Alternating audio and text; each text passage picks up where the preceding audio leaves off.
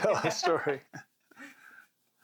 Well, we're going to talk about the tied up bull, which is the second bow kill that I had taken. I took a cow in 1978, and then there was a dry spell till 1993.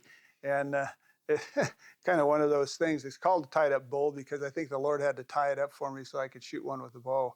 It was a long dry spell. So hunting with a friend, Butch Erstad, who has since passed, a good friend of mine. Then we hunted together for years. He was very good at bugling elk and very good at calling in and at the forefront of the cow call when it came out and all those things. So anyway, good friend. We were hunting in the Skalkaho Rye area of the Bitterroot, Sapphire Bitterroot Mountains. And that's as far as I'll go as to where this elk was. We'll call the rest of that No Tell'em Creek. So, but we had hunted up a ridge and worked our way along this ridge into a old fire, and then from the fire get into really thick timber that dropped down into a major drainage. And we'd usually catch elk coming out of the major drainage. They'd be on the edge of thick timber, and then they would come out into the fire to eat the grasses that were along the edges. The fire wasn't that old a fire. It was about 5 years from its burn, so it had good grass mass. In fact, they had even seeded part of it from the air, and so it had good grasses in it. And of course, towards the edges, they all found security in heavy timber, and then stayed along those edges and bedded in the heavier timber. So we had worked our way down and hunted all the edges, which was a pretty good sized hunt, and it was actually towards noon, probably around 11:30. We usually would stop and eat and drink, eat an apple, and do those things. We went out to a prominent point, and there was a old log that we would sit on, and we were just back from the edge of the point, and we were kind of hidden. And we liked sitting there because it didn't feel like we were sitting out in the middle of a clear cut or a burn. We were hidden, and yet we could hear all the sounds that came up out of that bottom and also along the timber that came into that area. And so as we were eating, we were listening for bugles or anything like that. And as we were eating, we heard this commotion below us, and it didn't sound that far, but it sounded like elk running, and then all of a sudden just crash, boom, boom, and you go, man, was that a group of elk? Had we, just eaten lunch right over a group of elk, and they laid there for a little while, and then finally our scent dropped down to them, and they took off. But within about a space of 10 minutes, the same exact sound happened again. Crash, boom, crash, boom, silence. What is that? And we looked at each other and said, we got to go down and investigate that. So anyway, we just stayed calm and ate. And again, it happened a third time. And we said, okay, we're gonna circle around, make sure we keep our wind right and get down there. Maybe there's some elk that have fought. Maybe there's some locked horns. We just didn't know what we were gonna run into. Shooting a recurve bow at the time.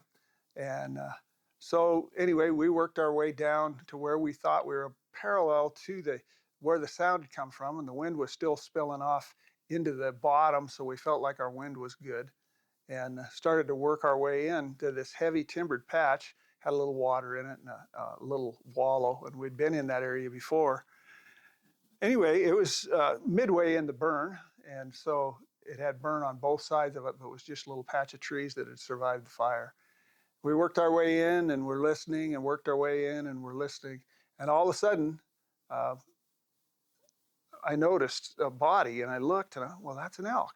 And looking through the trees, and I pointed that out to Butch, and we just started he kind of got a tree between him and the bull, and I got a tree between me and the bull, and you could see the tips of the antlers, but that's all you could see, and his head was down. And so we started to advance, and got within about 25, 28 yards.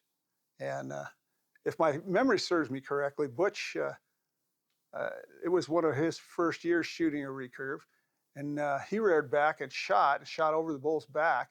But when he did, the bull took off, and of course, all of a sudden he flips over, and we realized that he was caught up. And so I advanced about 5 yards and shot my recurve and hit him behind the front shoulder, and then went up and after he'd done some thrashing, and he started to fade. We went up and finished him off. And here's an elk that's tied up with probably almost 400 feet of fire hose from that fire. What they'd done is they'd piled up their garden hose, a canvas type garden hose, and they had forgotten to pick it up. And in that time, about 5 years, it had grown up through the fire hose. Lodge poles had grown up through the lodge fire hose, and the elk was rubbing his horns on that fire hose, probably the day previous, I would say, at least. Anyway, he got his horns stuck into the rope and fought and fought and fought. And an area, probably a 15 by 15 area, was just dug up where the elk had tried to get away from those trees and that fire hose. And it was like he was on a fishing pole. He had worked the fire hose up into the lodge pole. The lodge poles were probably 8 to 10 feet. And so the fire hose had worked its way up to at least the height of the bull. And then when he would run, those lodge poles would bend over, but they would give him resistance, just like a fish. And of course, he would fight it, and get tired, and come back and rest. And so the bull was going to have a terrible demise, and I did never feel bad about harvesting the bull. But I noticed when we went to process the bull and got him out, like we always did, when we got to the area where you're removing the blood out of the chest cavity and stuff, it was thicker than what Jello would be. He had dehydrated so bad that I don't know if he would have survived another 24 hours or not. Of course, being tied up, he couldn't get to water, and I don't know how long he'd been tied up, but he'd ripped up a huge area. So I never felt bad about taking a tied up elk.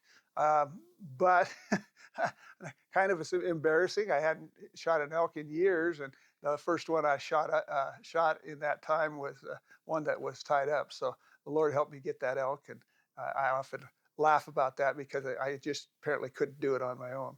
Butch and I shared that elk because he had taken a shot at the elk, and we had done this all together. So when we harvested it, I gave him, when we knocked the ivories out, I gave him an ivory. And in fact, when we brought it back out, Janet had a family hair salon in Victor, and that bull hung in her barbershop for years.